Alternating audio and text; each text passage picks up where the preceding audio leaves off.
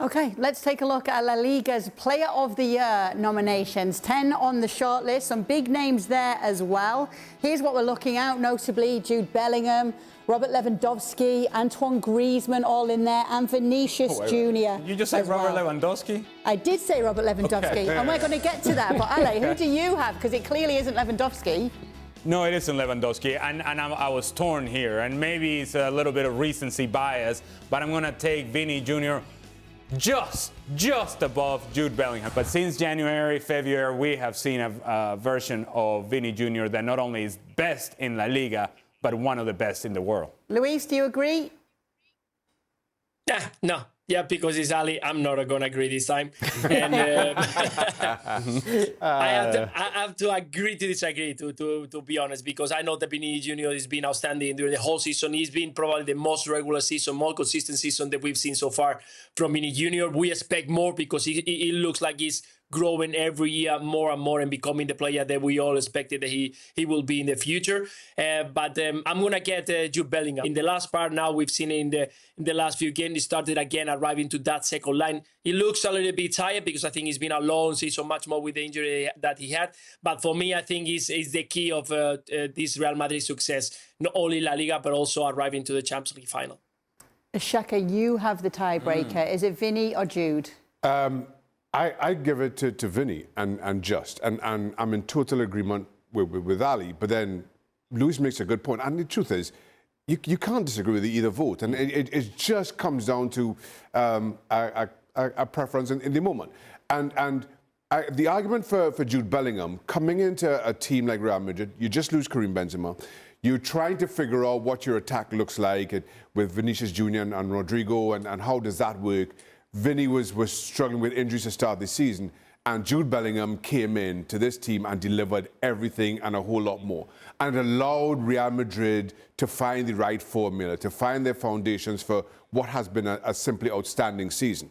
But then roll the clock forward 6 months, and come the important time, squeaky bum time of the season, Vinicius Jr. is his absolute best. So it really just comes down to which part of the season you think is more important. Finding your footing, finding that foundation early on, or now when the games are coming thick and fast and the importance of them continues to mount, which do you see as the bigger factor here? I've just gone for the latter part of the season.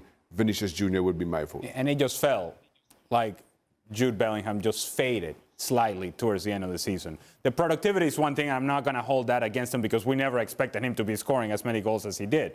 But it's more, I just felt like over the last month and a half to the last, I would say, couple of months, it's just been very up and down. There's been injuries, suspensions, so on and so forth. So it hasn't quite been the level of performances consistently so as what we have seen from Vinny, and certainly not compared to what Jude did in the beginning of the season. So when we're talking about the totality of the year, then you put those things together, and that's why the difference is very small. It's very small. So I'm not going to take it personal that Luis disagreed with me. He seems to do that quite often. Everybody disagrees with you. Yeah, well, yes. This happens at home all the time. Don't worry, Luis. All I'm saying is that the difference is not, whether you think it's Jude or Vinny, the difference is not that big. Something that is a big difference is the time difference in Singapore to here in Connecticut right now. Hey, so I'll tell you what else is different than Luis is wearing clothes today, so that's good.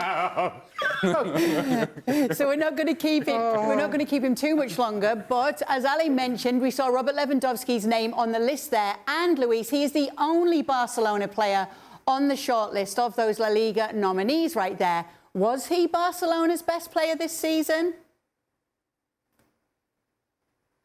Robert Lewandowski let us down a little bit this season. We were expecting, I'm not saying that what he did last year, that he was outstanding, arriving to Barcelona, but something similar. And we saw Lewandowski that he looked tired at some points. He wasn't sharp enough.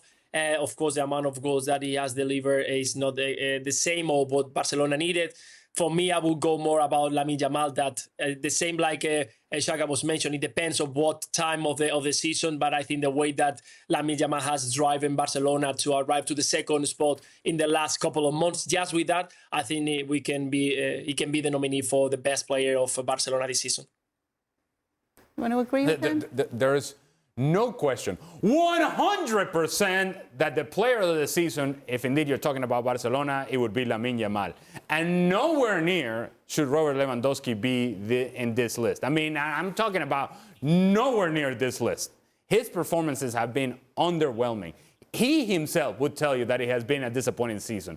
And if we're going to pick, if indeed we have to pick a Barcelona player, because we don't have to pick a Barcelona player as a player of the season nominee. But if we're going to pick one, it has to be Lamine Yamal, not Lewandowski.